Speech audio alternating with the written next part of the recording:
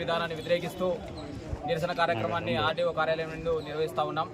ప్రధానంగా మెడికల్ విద్యను SC, ST, BC మైనార్టీలకు దూరం చేసే దాంట్లో కుట్రలో భాగంగా ఈరోజు రాష్ట్ర ప్రభుత్వం పూర్తిగా విద్యను ప్రైవేటీకరణ చేస్తూ ఉంది. దీన్ని పూర్తిగా మేము వ్యతిరేకిస్తూ ఉన్నాం.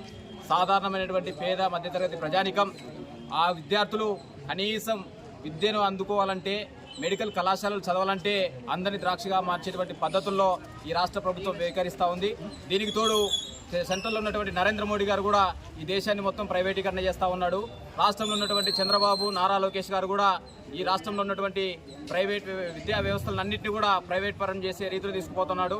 రాబోయేటువంటి రోజుల్లో ప్రభుత్వ పాఠశాలలను కూడా ప్రైవేటీకరణ చేసేటువంటి పద్ధతుల్లో ఈ రాష్ట్ర ప్రభుత్వం వ్యవహరిస్తూ ఉంది. కాబట్టి దీన్ని పూర్తిగా మేము వ్యతిరేకిస్తూ ఉన్నాం.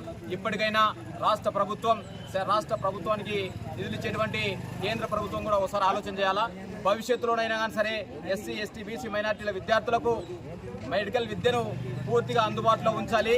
ఈ రాష్ట్రంలో ఉన్నటువంటి మెడికల్ కళాశాలలు రాష్ట్ర ముఖ్యమంత్రి అయినటువంటి చంద్రబాబు నాయుడు గారి హెరిటేజ్ సంబంధించినటువంటి ఆస్తిలో భాగంగా ప్రైవేట్ ఏ రకంగా అయితే అమ్ముతా ఉన్నాడో, నారా లోకేష్ కూడా ఆయన సొంత ఆస్తి అన్నట్లు, ఆయన బాబు గారి యొక్క సొంత ఆస్తి అన్నట్లు ఈరోజు ప్రైవేట్ పరం చేస్తా ఉన్నాడు. దీన్ని మేము పూర్తిగా వ్యతిరేకిస్తా ఉన్నాం. రాష్ట్రంలో ఉన్నటువంటి విద్యార్థులందరూ కూడా ఈ సమస్య మీద రోడ్లకి పెద్ద ఎత్తున నిరసన కార్యక్రమాలు చేయడం జరిగింది. అయినా సరే రాష్ట్ర ప్రభుత్వం నిమ్మకు నీరెత్తినట్టు వ్యవహరిస్తూ విద్యార్థులకు విద్యను దూరం చేసేటువంటి పద్ధతుల్లో వ్యవహరించడం సరైంది కాదు.